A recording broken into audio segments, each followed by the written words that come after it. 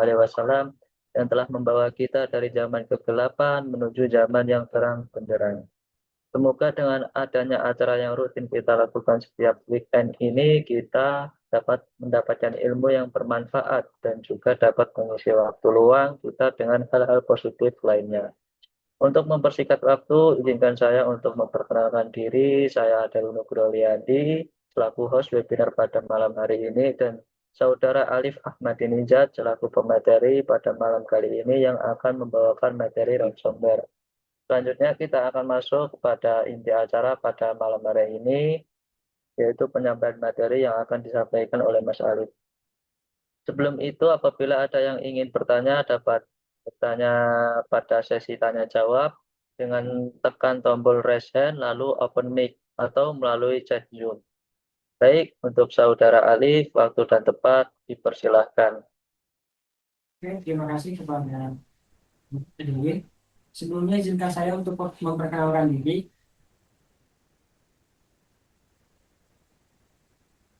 Perkenalkan, nama saya Alif Ahmadinejad. Saya berasal dari eh, Kecamatan Wamena, Provinsi Papua Pegunungan. Saat ini saya berdomisili di Cibodas, Kabupaten Tangerang, Kecamatan Banten. Dan untuk yang teman-teman yang ingin menghubungi saya bisa melalui email ataupun media sosial saya yang tertera di sini. Langsung saja, pada malam hari ini saya akan membawakan sebuah materi yang berjudul ransomware. Ini adalah full part atau materi lengkap dari materi-materi ransomware yang pernah. Baik, lanjut. Ini adalah topik list kita pada malam hari ini. Sini saya akan membahas ada tujuh pembahasan yang akan saya bahas. Yang pertama ada introduction, di mana kita di bab pertama ini atau introduction ini akan membahas tentang bagaimana apa itu ransomware, bagaimana ransomware, dan mengapa ransomware ini berbahaya atau sangat membahayakan kita. Lalu di bab kedua kita akan membahas tentang tipe dari ransomware. Nah, jadi ransomware ini tipenya sangat banyak dan bervariasi ya. Lalu di bab ketiga kita akan membahas bagaimana cara ransomware ini menyebar. Lalu yang keempat, siapa saja target dari serangan ransomware. Yang kelima, bagaimana cara melindungi diri kita dari serangan ransomware. Nah, nanti yang keenam, kita akan menyimulasikan bagaimana ransomware itu dibentuk, terus dia menyerang, seperti itu.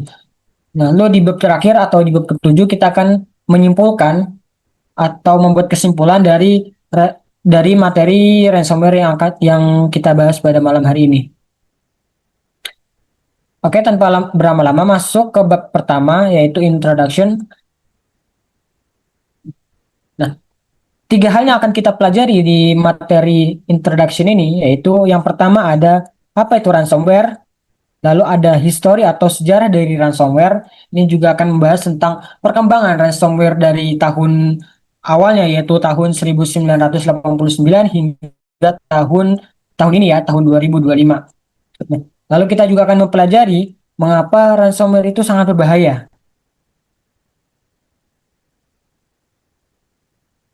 Jadi, ransomware ini adalah salah satu dari jenis jenis malware yang sangat banyak yang mana dia ini melakukan suatu enkripsi pada file atau sistem korban.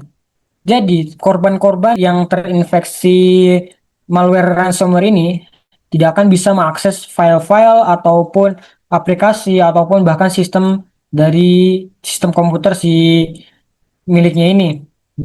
Kalau bisa diibaratkan, ransomware ini bisa diibaratkan seorang teroris yang menyandra korban.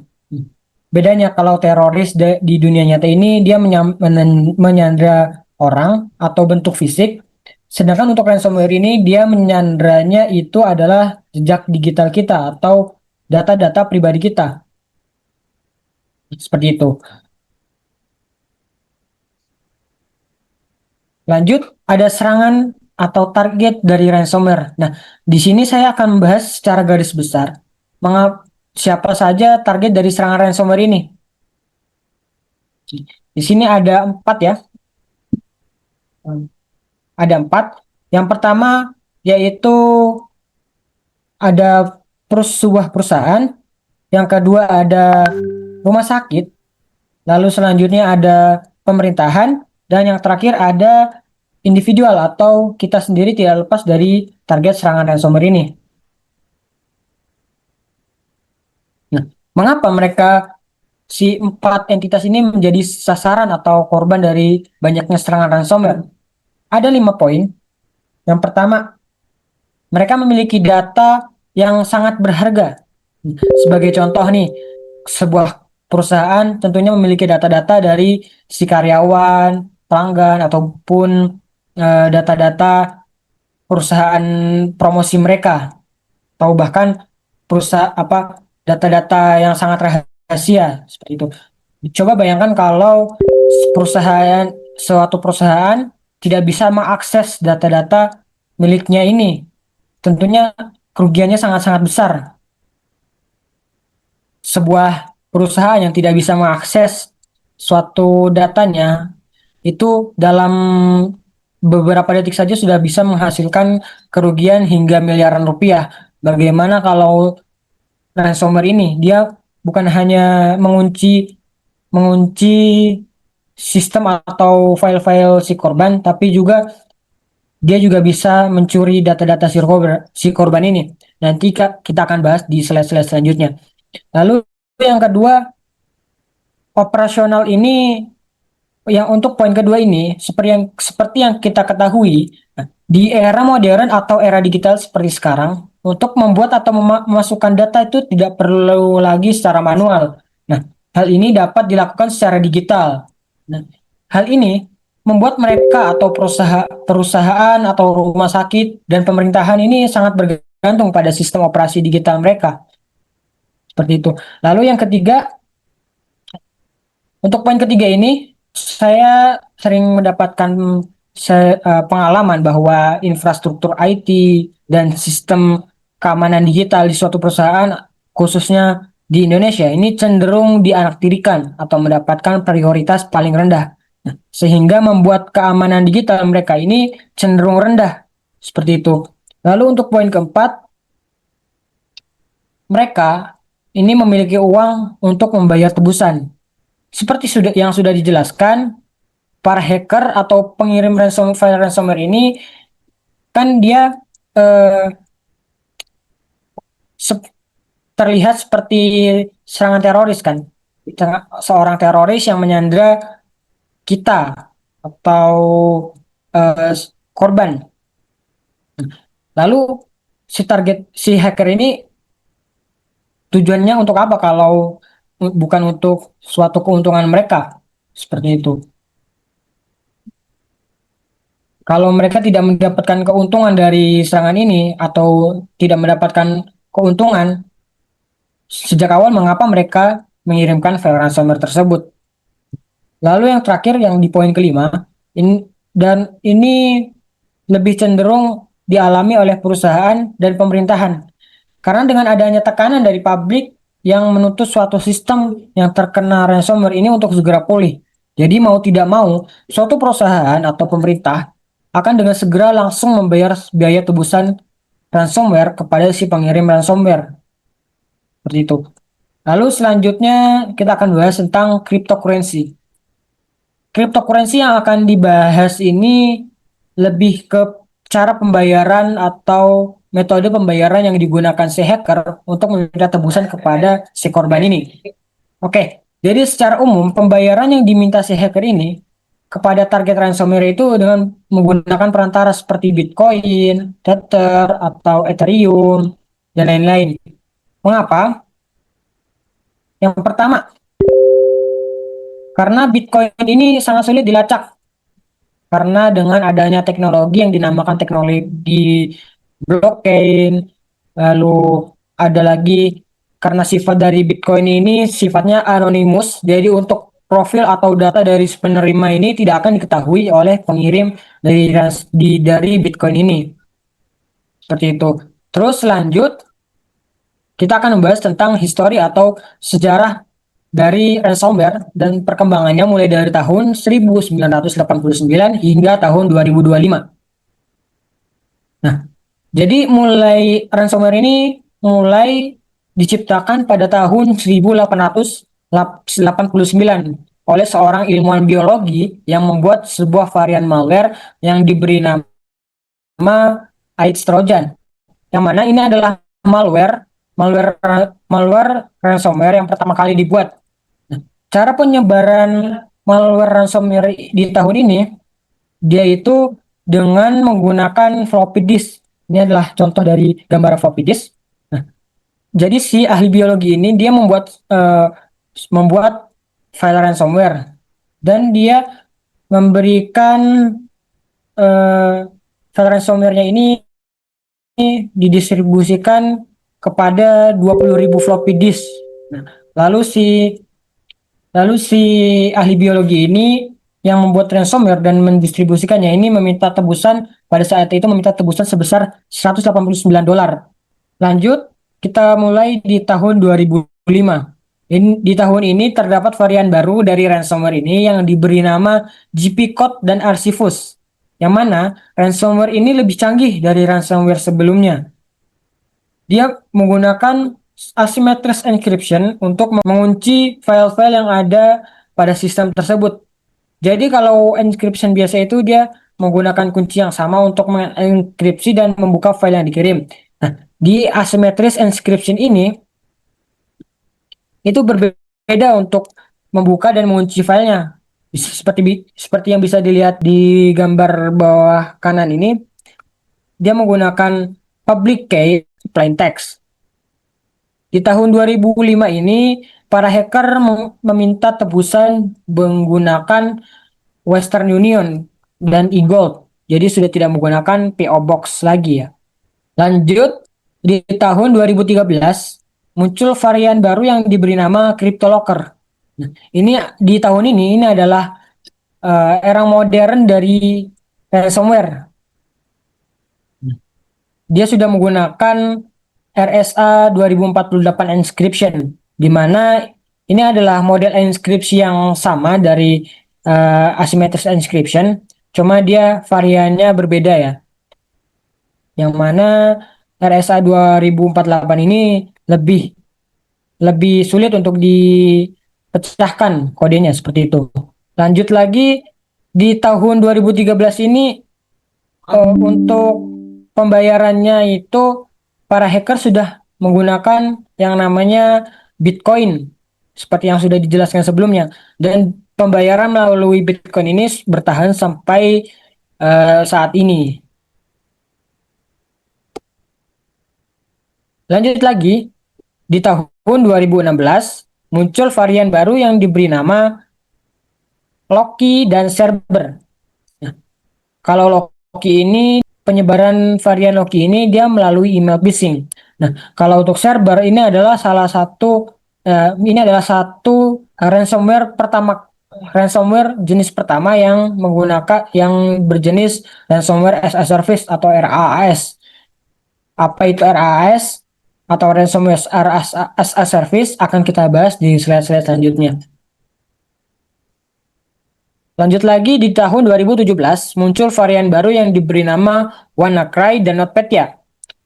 WannaCry ini dia menyebar melalui SMB atau kepanjangannya yaitu Server Message Block. Nah, di tahun ini juga terjadi serangan ransomware terbesar yang menyerang lebih dari 200.000 komputer lebih dari 150 negara. Di tahun ini juga menyebabkan kerugian sebesar 4 miliar dolar secara totalnya ya. Jadi seperti itu. Dan untuk varian NotPetya sendiri ini terlihat seperti ransomware, tapi dia lebih cenderung ke malware wiper atau malware yang memiliki fungsi untuk menghapus file-file si korban. Jadi kalau ransomware itu mengunci file-file si korban, sedangkan untuk malware wiper ini dia menghapus seluruh file-file dari si korban. Lanjut, di tahun 2019 muncul sebuah varian yang diberi nama Ryuk dan CD-no-Kibi atau lebih seringnya disebut dengan Re-Evil. Target dari Ryuk ini dia menargetkan perusahaan besar dan meminta tebusan yang sangat-sangat besar. Sedangkan untuk Cyanokibi atau Reavil ini adalah varian ransomware yang mana dia menggunakan double X sorting. Nah, jadi tidak hanya mengenkripsi data-data dari si korban, tapi juga mencuri data-data dari si korban ini dan mengancam untuk membocorkannya. Jadi si hacker yang menggunakan si Dinokibi ransom ini dia mendapatkan dua keuntungan. Yang pertama, keuntungan dari tebusan ransomware. Yang kedua, si hacker dari pengirim ini bisa mendapatkan keuntungan dari tebusan untuk data-datanya ini tidak disebarluaskan. Betul. Atau bahkan si hacker ini bisa menjual data-data si korban di dark web seperti itu. Lanjut di tahun 2021 muncul varian baru lagi yang diberi nama Conti dan Darkseid. Untuk Conti ini adalah varian yang sangat-sangat agresif ya. Karena di varian Conti ini dia menyerangnya bukan lagi perusahaan besar tapi juga menyerang hospital atau rumah sakit. Sedangkan untuk Darkseid ini adalah ransomware yang mana menyebabkan tragedi yang diberi nama Colonial Pipeline. Nah, jadi Colonial Pipeline ini adalah serangan ransomware yang dilakukan oleh sekelompok hacker pada tahun 7 Mei 2021 yang mana menyebabkan gangguan yang sangat serius pada operasi pipa bahan bakar utama di Amerika Serikat. Ini bayangkan saja sebuah ransomware yang dibuat oleh si hacker bisa melumpuhkan suatu eh, distribusi minyak di suatu negara. Apalagi negaranya tersebut adalah negara adidaya seperti Amerika Serikat. Pada tahun 2021, FBI ini menerima lebih dari 3.000 laporan serangan ransomware dengan kerugian hampir 50 juta dolar. Di tahun ini juga terdapat lebih dari 623 juta serangan ransomware yang terjadi secara global dengan rata-rata tuntutan tebusan sekitar 570.000 dolar ya. Oke, lanjut selanjutnya di tahun 2023. Nah, di sini muncul varian baru yang diberi nama Lockbit dan AL Black Cat atau ALPHV. Nah, sebenarnya di tahun 2023 ini adalah variannya pengembangan dari Lockbit 3.0. Jadi untuk varian Lockbit ini sebenarnya sudah ada sejak 2018 yang diberi nama Bitwise Spider. Lalu dikembangkan lagi di tahun 2019 mulai diberi nama Lockbit. Lalu di tahun 2021 dikembangkan lagi menjadi Lockbit 2.0 hingga sekarang di tahun 2023 dikembangkan kembali menjadi Lockbit 3.0 atau lebih seringnya disebut Lockbit Green. Sedangkan untuk varian Black Hat ini adalah ransomware tingkat lanjut yang mana bisa menipu atau menghindari virus detection atau deteksi antivirus. Untuk tahun 2025 ini apa sih tren dari ransomware ini? Jadi untuk tahun 2025 ini tren dari ransomware ini eh, si hacker sudah mulai menggunakan AI untuk pembuatan penganalisisan sistem dari si target ini, si target ransomware. Jadi si hacker menggunakan AI untuk menganalisis sistem si korban. Setelah itu, setelah menganalisis, dia meminta AI juga untuk membuatkan file ransomware-nya. Lalu ada juga files ransomware atau ransomware yang tidak bisa dideteksi karena si ransomware jenis ini dia berjalan di uh, RAM atau tidak menyimpan file ransomware-nya dia di hard disk seperti itu. Lanjut langsung ada di tahun 2025 ini ransomware sudah mulai menyerang cloud dan IoT attack. Jadi bukan hanya menyerang komputer-komputer biasa, komputer-komputer konvensional, tapi juga sudah mulai menyerang cloud dan perangkat-perangkat IoT. Mengapa ransomware itu berbahaya? Ada 4 alasan mengapa ransomware itu berbahaya. Seperti yang sudah dijelaskan sebelumnya, yang pertama, file yang dapat terenkripsi dan tidak bisa diakses tanpa kunci deskripsi. Dan kuncinya ini dimiliki oleh si hacker. Nah, lalu yang kedua, downtime atau downtime-nya operasional dan gangguan bisnis yang besar yang dapat menyebabkan kerugian hingga jutaan dolar, seperti yang sudah disebutkan sebelum-sebelumnya. Lalu yang ketiga, adanya potensi kebocoran data jika si hacker ini melakukan double extorting. Lalu yang keempat, adanya serangan semakin canggih dan sulit untuk dideteksi oleh antivirus biasa. Ini adalah statistika dari penyebaran ransomware mulai dari tahun 1989 hingga tahun 2025. Bisa dilihat mulai dari tahun 2013 ini mulai melonjak naik. Kita masuk ke bab kedua, yaitu tipe dari ransomware. Jadi ada 5 jenis dari ransomware ini. Ransomware ini ada 5 jenis, ya. Pertama ada locket ransomware, ada crypto ransomware, ada RAAS atau ransomware as a service, ada double extorting ransomware, ada mobile ransomware, dan untuk yang poin ke-6 ini, online versus offline encryption ini adalah metode atau jenis ransomware yang ada 2 jenis ransomware yang menggunakan online encryption dan offline encryption. Lanjut, untuk varian pertama yaitu ada locket ransomware. Nah, jadi ransomware jenis ini dia itu mengunci sistem operasi si korban dan memberikan banner peringatan seperti agar yang mana banner ini terlihat seperti dari kepolisian atau pihak-pihak resmi seperti itu. Contoh dari varian locker ransomware ini ada yang pertama ada Police Locker dan Wayne Locker. Lanjut yang kedua yaitu ada Crypto Ransomware. Nah, Crypto Ransomware ini dia menggunakan uh, dia Crypto Ransomware ini dia menginskripsi file-file penting dari sistem operasi si korban. Jadi dia tidak seperti varian sebelumnya yang mengunci sistem si korban.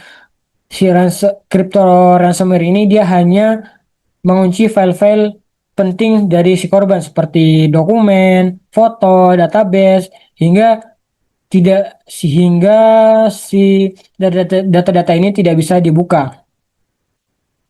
Korban ini masih bisa mengakses perangkat, tapi data-data sudah terkunci. Contoh dari varian atau tipe crypto ransomware ini, yang pertama ada CryptoLocker, yang kedua ada WannaCry, lalu selanjutnya ada Ryuk, lalu ada Re-Evil juga, itu termasuk dalam crypto ransomware. Lalu selanjutnya ada ransomware as a service atau RAAS. Ransomware ini model bisnis ini di mana siapa saja bisa menyewa sebuah ransomware dan menyerang si target. Operator mendapat komisi dari pembayaran tebusan. Jadi, semisal saya nih membuat ransomware-nya, lalu ada si A akan menyewa ransomware yang saya buat. Lalu si A ini akan menyalurkan atau menyebarkan serangan ransomware seperti itu. Nanti untuk keuntungannya itu tergantung dari kesepakatan si A ini dengan si hackernya ini atau si saya ini seperti itu.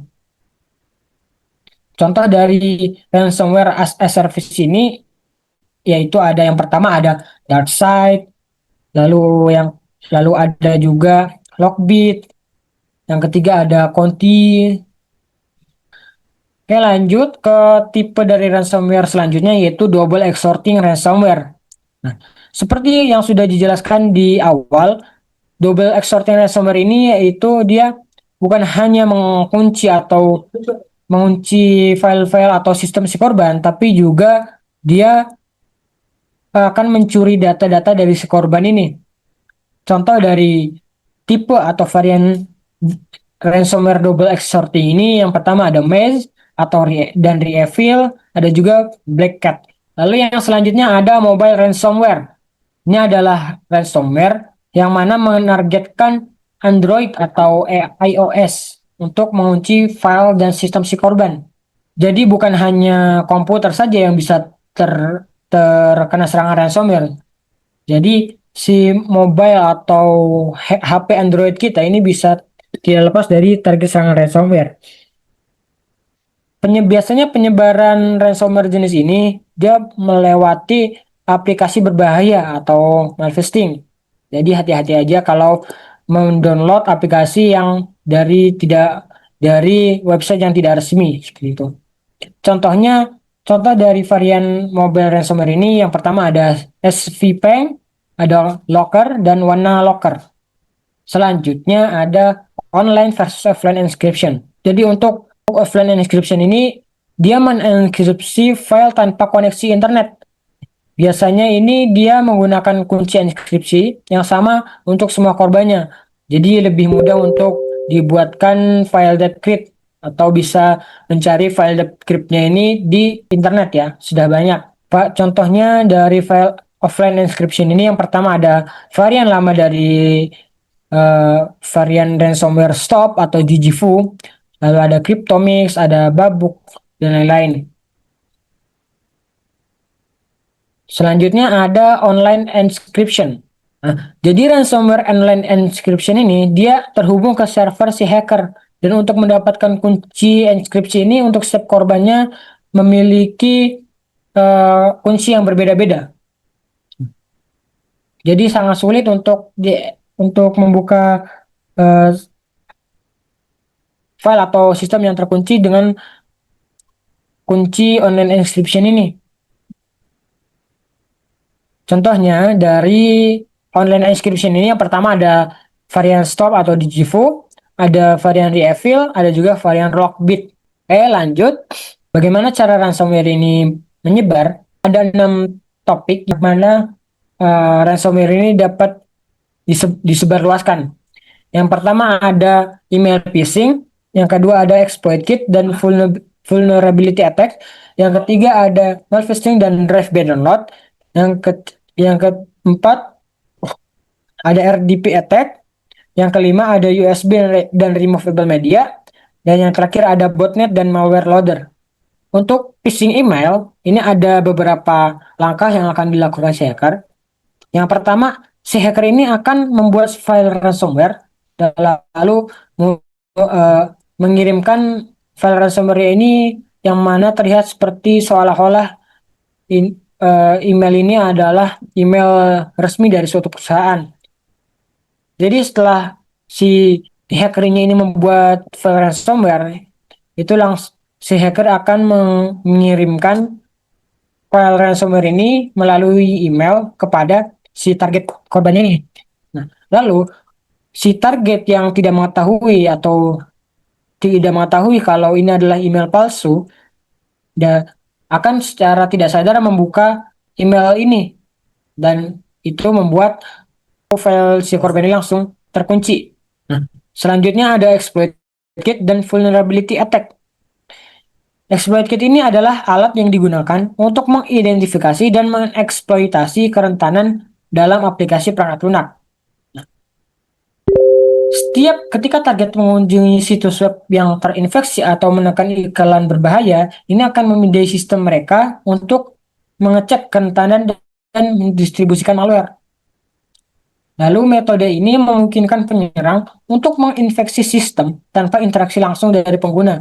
Nah, jadi kit ini sering menargetkan program yang banyak digunakan seperti Adobe J, Flash, atau Java. Seperti itu. Lanjut ke selanjutnya yaitu ada malfisting dan drive by download.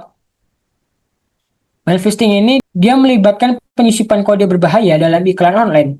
Nah, pengguna ini akan tanpa sadar mengklik iklan ini yang mengarahkan pada forwarding website dan mengarahkan pada drive download, di mana malware ini diinstal secara diam-diam kepada perangkat tanpa persetujuan dari si targetnya ini.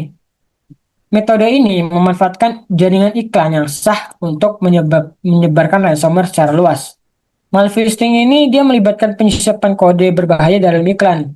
Contohnya, metode ini memanfaatkan jaringan iklan yang sah untuk menyebarkan ransomware secara luas. Lalu yang selanjutnya ada serangan dari RDP attack. Secara singkat, RDP ini bagi yang tidak mengetahui, RDP ini adalah kepanjangan dari Remote Desktop Protocol, yang mana jika seseorang bisa mendapatkan port RDP ini, dia bisa mengakses komputer si klien ini. Nah, ini biasanya digunakan oleh si hacker. Dia biasanya uh, akan mencari port RDP dari si korban. Lalu setelah mendapatkan nomor portnya, biasanya akan lakukan serangan DDoS atau serangan brute force untuk memecahkan kata sandi dan username dari si kliennya ini. Baru setelah itu si baru setelah itu si hackernya ini akan menginstal secara manual ransomware-nya ini. Lalu yang selanjutnya ada USB dan removable media. Ransomware ini dapat menyebar melalui USB dengan beberapa langkah yang simetris. Berikut adalah langkah-langkah yang terjadi saat ransomware menyebar melalui perangkat USB. Yang pertama yaitu inflasi USB. Jadi ransomware pertama-tama menginfeksi USB, baik itu flash drive atau hard drive eksternal. Nah, infeksi ini bisa terjadi ketika USB terhubung ke komputer yang sudah terinfeksi atau melalui unduhan berbahaya yang dijalankan pada perangkat tersebut. Lalu yang kedua, penyambungan ke komputer. Ketika pengguna menyambungkan USB yang terinfeksi ke komputer, malware dapat diinstal secara otomatis. Beberapa jenis malware dirancang untuk berjalan tanpa memerlukan interaksi lebih lanjut dari si pengguna, sehingga segera memulai infeksi sistem. Lalu yang ketiga, ada data encryption. Setelah ransomware berhasil masuk ke sistem, dia akan mulai mengunci file-file penting di komputer. Proses ini berlangsung sangat cepat dan dalam waktu yang singkat. Jadi semua data di dalamnya ini dapat terkunci dan tidak dapat diakses oleh si pengguna. Lalu yang terakhir, si hacker ini akan meminta biaya tebusan kepada si korbannya. Lalu yang selanjutnya ada botnet dan malware loader. Nah, bagi yang tidak tahu, botnet ini adalah singkatan dari robot network. Ini adalah sekumpulan perangkat yang telah terinfeksi malware dan dikendalikan oleh penyerang. Nah, penyerang ini biasanya dinamakan dengan botmaster atau bot herder. Nah, perangkat-perangkat yang sudah terinfeksi ini disebut sebagai bot atau zombie dan biasanya digunakan untuk melakukan serangan cyber secara massal. Jadi bukan hanya untuk me me memberikan serangan ransomware secara massal, tapi juga untuk mengirimkan malware-malware lainnya. Lalu yang selanjutnya yaitu malware loader. Ini adalah jenis malware yang dirancang khusus untuk mengunduh dan menjalankan malware lain di sistem yang telah terinfeksi. Loader ini sering digunakan dalam serangan bertahap, di mana dia pertama-tama menginfeksi si target, lalu mengunduh ransomware, trojan, ataupun jenis malware yang lainnya sesuai dengan kebutuhan si penyerang ini. Di bab keempat, kita akan bahas tentang target dari serangan ransomware. Ada 4 poin utama yang menjadi target serangan ransomware. Yang pertama ada big company atau perusahaan besar. Yang kedua ada hospital atau rumah sakit. Yang ketiga yaitu ada infrastruktur pabrik. Dan yang keempat ada UMKM dan individual. Mengapa? Kita akan bahas semuanya. Yang pertama, kita mulai dari big company atau perusahaan besar. Jadi big company ini ada 3 alasan mengapa menjadi target dari serangan ransomware. Yang pertama, data berharga. Perusahaan besar ini sering memiliki data yang sensitif dan berharga, seperti informasi pelanggan dan rahasia dagang, yang mana membuat mereka menjadi menarik bagi para penyerang. Mereka juga memiliki sumber daya finansial yang cukup untuk membayar tebusan. Lalu yang kedua, adanya dampak ekonomi. Serangan bertahap Serangan terhadap perusahaan besar dapat menyebabkan kerugian finansial yang signifikan dan gangguan operasional yang luas, sehingga meningkatkan insentif bagi penyerang untuk menargetkan mereka. Contohnya di tahun 2023, ada suatu perusahaan di Indonesia yang terkena serangan ransomware Lockbit 3.0 dan menyebabkan data customer sebesar 1,5 terabyte itu dicuri ya, dan terkunci. Bukan hanya itu, contohnya di tahun ini juga, di tahun 2021 terjadi serangan ransomware yang mana ini menyerang CNF Financial. Ini adalah suatu perusahaan asuransi di mana mengalami serangan ransomware pada Maret 2021, dan mereka harus membayar biaya tebusan sebesar 40 juta dolar untuk mendapatkan kembali akses ke sistem mereka. Di tahun Contohnya lagi di tahun 2021 ada serangan yang menargetkan perusahaan pemasok daging terbesar di dunia, yaitu GPS, membuat kerugian yang sangat-sangat besar. Lalu selanjutnya ada hospital dan health institute atau institut kesehatan. Ada 4 poin utama mereka mengapa hospital atau rumah sakit ini menjadi target serangan ransomware. Yang pertama, data mereka sensitif. Rumah sakit ini menyimpan data kesehatan pasien yang sangat penting. Jika ada akses ke data ini terhambat, ini dapat menyebabkan keselamatan suatu pasien atau mengganggu layanan kesehatan.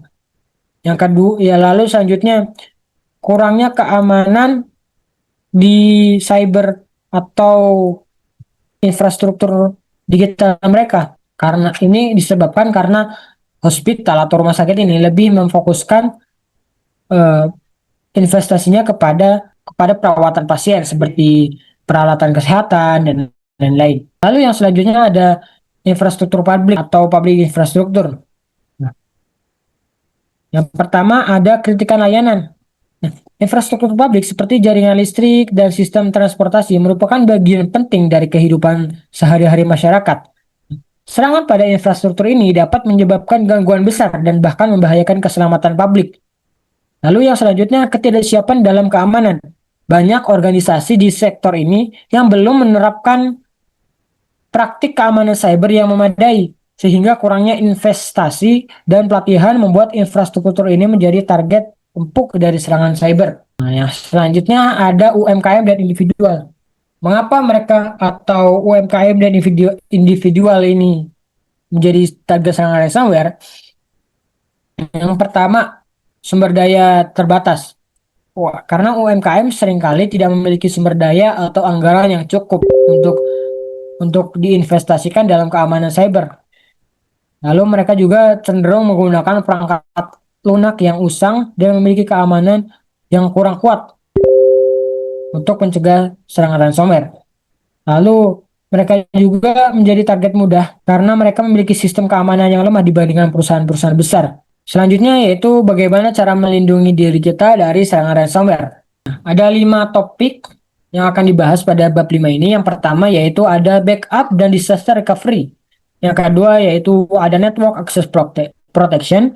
Yang ketiga ada endpoint dan email security. Yang keempat ada update dan patch system. Lalu yang terakhir, yang kelima yaitu ada user education. Poin pertama yaitu backup disaster. Yang pertama ada backup dan disaster recovery. Dengan melakukan backup data secara rutin, minimal setiap hari, ini sangat penting untuk meminimalkan kehilangan data jika terjadi serangan ransomware. Nah, backup ini harus otomatis untuk menghindari kesalahan manusia dan memastikan konsistensi. Contohnya ada juga menggunakan strategi 3211, yaitu menggunakan aturan memiliki 3 salinan data di 2 media berbeda dengan satu salinan disimpan secara offline dan satu salinan bersifat immutable atau tidak dapat diubah. Ini meningkatkan peluang pemulihan pada saat terjadinya serangan. Gitu. Lalu ada penyimpanan terpisah menggunakan air gap atau penyimpanan terpisah ini untuk membackup memastikan bahwa data cadangan tidak dapat diakses oleh penyerang yang telah menginfeksi sistem utama. Lalu yang selanjutnya ada network access protection. Yang pertama ada tutup atau mengubah port RDP. Yang seperti sudah dijelaskan sebelumnya, RDP port ini sangatlah sensitif. Di mana kalau kita bisa mendapatkan port RDP dari si klien atau si target, kita bisa mengakses atau mengontrol komputer si korban. Lalu yang kedua ada network segmentation. Ini adalah cara untuk memisahkan jaringan menjadi segmen-segmen kecil sehingga dapat membantu untuk mencegah penyebaran ransomware jika salah satu segmen terinfeksi. Nah, ini juga memudahkan deteksi dan respon terhadap ancaman menggunakan VPN atau Zero Trust Network Access. Lalu ada juga akses menggunakan VPN atau ZTNA kalau mengakses dari jarak jauh. Yang keempat, menggunakan firewall dan IP whitelist. Kalau IP whitelist ini dia kebalikan dari IP blacklist. Kalau IP blacklist ini dia memblacklist atau tidak mengizinkan beberapa IP, sedangkan untuk IP whitelist ini dia hanya mengizinkan beberapa IP untuk bisa diakses. Selanjutnya ada endpoint dan mail security. Contoh dari endpoint dan mail security ini kita bisa mendownload antivirus pada personal device kita, tidak menggunakan jaringan yang terbuka. Lalu ada juga menerapkan filtering email yang canggih untuk mendeteksi dan memblokir email berbahaya seperti itu. Selanjutnya yaitu update dan patch system. Untuk update ini kita harus memastikan semua perangkat lunak termasuk sistem operasi dan aplikasi pihak ketiga selalu diperbaharui dengan patch keamanan terbaru. Pembaharuan ini penting untuk menutup celah yang dapat dieksploitasi oleh ransomware. Selanjutnya ada audit keamanan atau security audit. Dengan melakukan security audit secara berkala untuk mengidentifikasi kerentanan dalam sistem dan memperbaikinya sebelum dapat dimanfaatkan oleh penyerang. Seperti itu. Untuk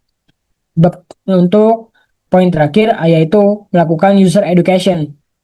Nah, ini apa gunanya kalau kita memiliki sistem yang canggih tapi SDM untuk mengoperasikan sistem tersebut minim.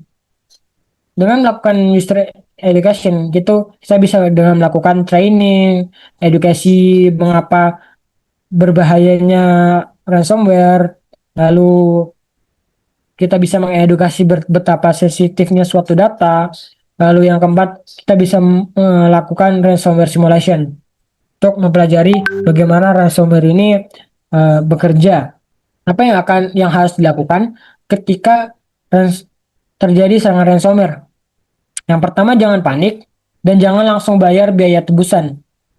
Biasanya si hacker ini belum tentu akan memberikan kunci untuk setelah kunci dari serangan ransomware ini setelah kita membayarnya.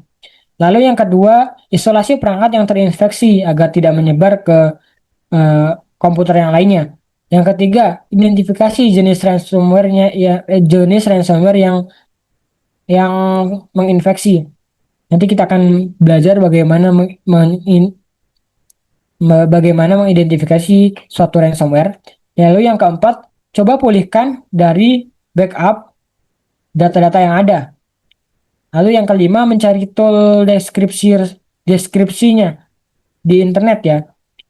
Atau bisa mengunjungi website nomorransom.org.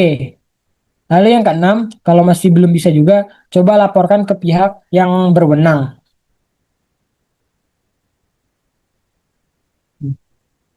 Selanjutnya kita akan melakukan simulasi mulai dari pembuatan ransomware dan juga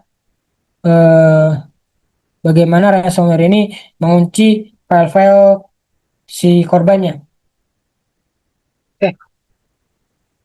kita langsung eksekusi.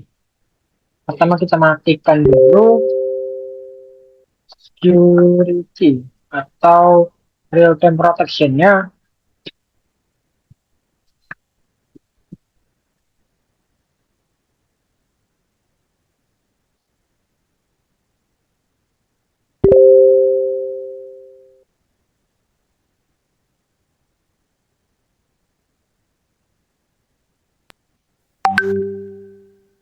Berarti nanti korbannya harus mematikan Windows security-nya dulu dong, Mas, atau gimana? Ah, yang saya berikan ini hanya ransomware yang simple ya. Jadi kalau untuk ransomware yang lebih lanjutnya itu tidak perlu mematikan antivirusnya terlebih dahulu. Oh, berarti nggak kedetek sama antivirus ya, Mas, nanti kalau ransomware-nya udah keren gitu. Ya, seperti yang sudah dijelaskan sebelumnya. Oh ya, ini cuma sebagai contoh aja berarti ya, Mas. Ya, betul sekali. Ya. Coba kita, nggak ada, kita langsung eksekusi dengan membuat ransomware-nya. Ini sudah saya siapkan ikonnya dan sudah saya siapkan bannernya, banner up untuk banner wallpapernya ya.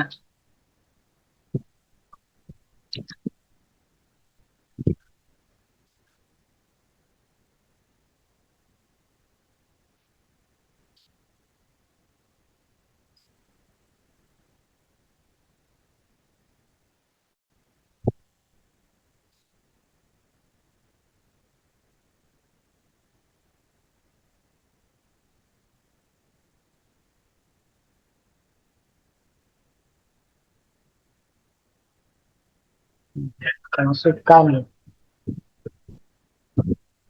uh,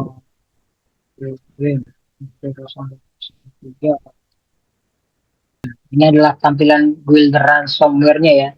Ini bisa dibilang salah satu dari tipe ransomware as a service. Jadi ini si hacker mengirimkan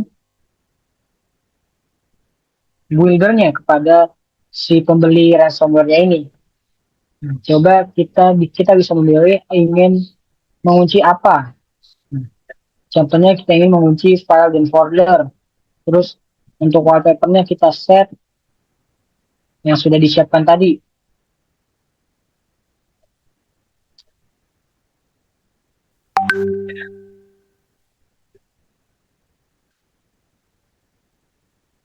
Lalu selanjutnya ikonnya kita masukkan ikon Microsoft Excel. Terus kalau kita mau membuat si komputer ini tidak bisa mengakses browser, kita bisa melakukan ini. Kalau enggak ya ya udah nggak usah. Sekarang coba kita buat untuk virus ransomware-nya. File namanya DDC YPV. Nah, sudah ada ya kalau ransomware-nya.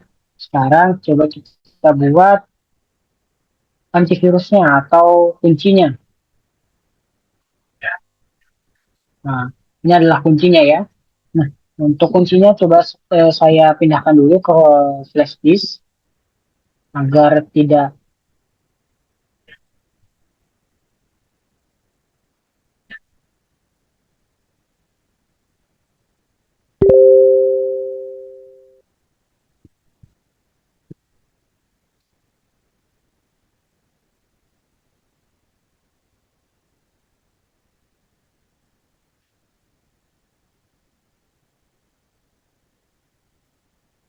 udah dicabut dulu supaya si flash disknya tidak terkena ransomware juga. Selanjutnya kita eksekusi.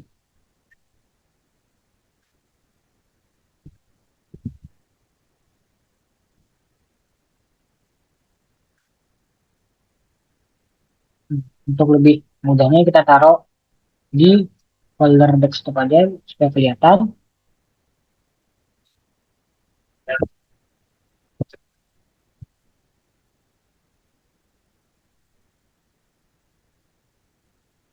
Nah, oke. Sekarang kita siap untuk menjalankan ransomware. Ini bagi orang awam yang tidak mengetahui kalau si icon icon Excel ini akan mengira kalau ini adalah file Excel perusahaan. Seperti itu kita ibaratkan seperti itu. Coba kita akan mulai 1, 2, 3. Nah, lihat sudah terkunci semua ya.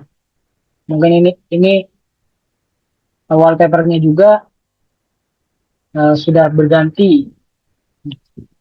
Tuh, sudah berganti ya. Bisa dilihat.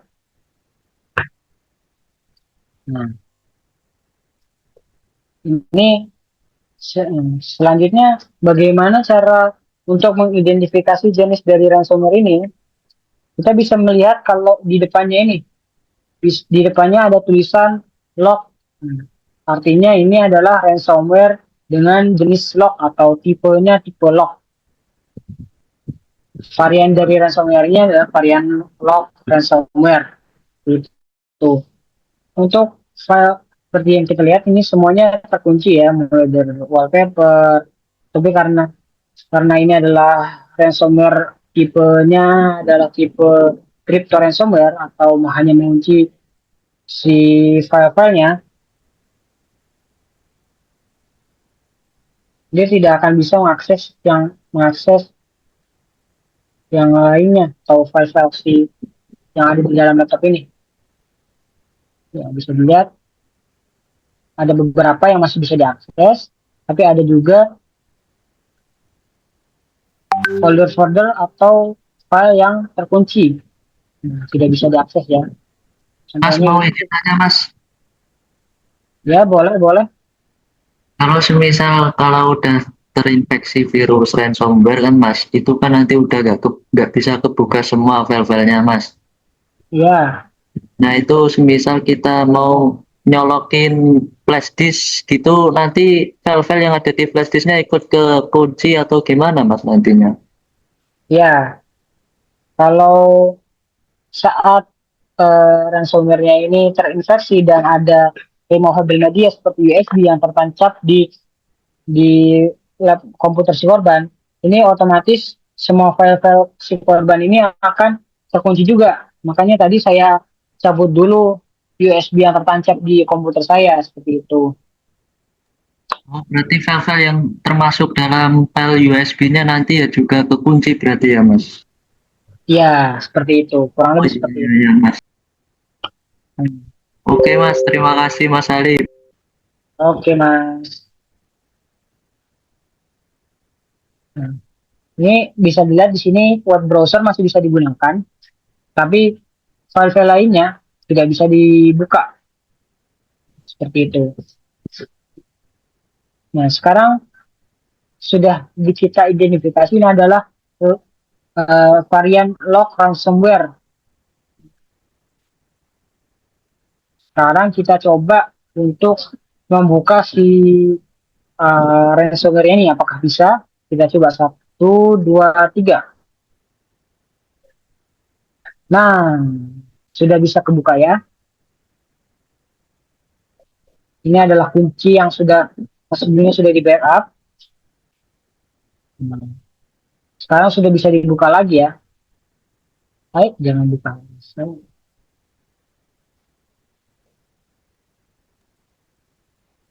Loh, Mas itu tadi kuncinya di backup di mana itu Mas? Saya backup di flash disk ya. Makanya tadi flash disknya saya cabut dulu supaya nggak terkena ransomware juga. Oh, tapi semisal kalau laptop sudah terkena ransomware itu udah gak ada flash disknya kan Mas? Nah itu dimasukin flash disk gitu, baru dimasukin flash disk, tapi posisi laptopnya udah terkena ransomware itu berarti nanti nggak ke lock juga ya Mas yang ada di flash disknya. Kalau itu tergantung dia enkripsinya menggunakan enkripsi apa. Kalau enkripsinya adalah enkripsi offline yang sudah dijelaskan sebelumnya, itu tidak akan mengunci removable media yang lain setelah terkena ransomware-nya. Tapi Oh, kalau dia menggunakan online encryption, dia masih bisa mengenkripsi removable media yang tertanam seperti itu, Mas. Iya, iya, iya. Paham, paham, paham. Terima Ya. kasih, Mas. Oke. Nah, ini adalah simulasi dari serangan ransomware. Selanjutnya kita akan kembali eh, ke PowerPoint.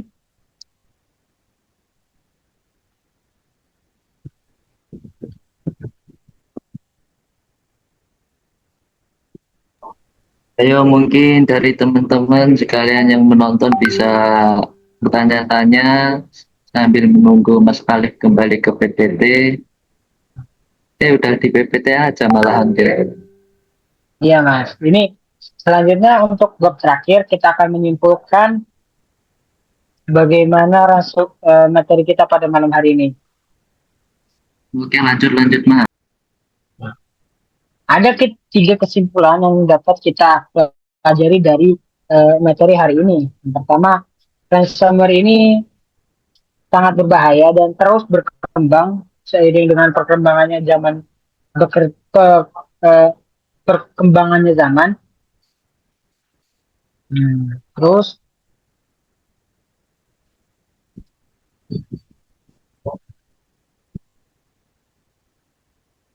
sehingga penting bagi organisasi untuk memahami bahwa pencegahan ini jauh lebih murah dibandingkan harus membayar tebusan yang diminta oleh penyerang. Lalu yang kedua, dalam menghadapi ancaman ini, langkah-langkah seperti backup data secara rutin, pembaruan sistem secara berkala, dan penerapan proteksi jaringan yang efektif akan menjadi kunci utama untuk melindungi aset digital dan memastikan keberlangsungan operasional eh, kita seperti itu. Mungkin itu saja yang bisa saya sampaikan pada malam hari ini. Kurang lebihnya saya mohon maaf. Wabillahi taufiq wal hidayah. Assalamualaikum warahmatullahi wabarakatuh. Saya kembalikan kepada host. Terima kasih kepada saudara Alif Ahmad Dirijal atas penyampaian materinya yang sangat menarik. Tanpa terasa kita akan sampai pada penghujung acara kita hari ini ya teman-teman. Untuk itu selanjutnya kita akan masuk ke sesi tanya jawab. Seperti yang sudah saya katakan di awal, apabila teman sekalian ada yang ingin bertanya, dapat menekan tombol raise hand lalu open mic atau dapat melalui chat Zoom. Atau bagi yang menonton lewat Facebook bisa chat aja atau komentar lewat Facebook Live-nya. Setelah itu untuk yang ingin bertanya, saya persilakan, saya beri waktu 5 menit.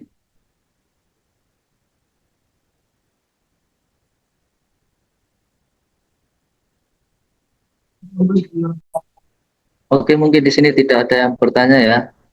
Jadi langsung saja kita akhiri webinar pada malam hari ini. Ini adalah akhir dari acara kita pada malam hari ini.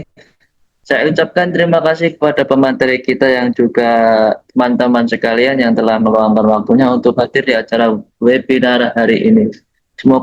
Semoga apa yang telah kita dengar, apa yang telah disampaikan oleh Alif tadi mengenai ransomware bisa menambah kesadaran diri kita di dunia maya agar kita tidak menjadi salah satu target sasaran oleh hacker dari ransomware ini. Nah, saya Delwin selaku host acara webinar kali ini dan Mas Alif sebagai pemateri kami pamit undur diri. Kurang lebihnya kami mohon maaf. Wallahu muwaffiq ila aqwamit thoriq. Assalamualaikum warahmatullahi wabarakatuh.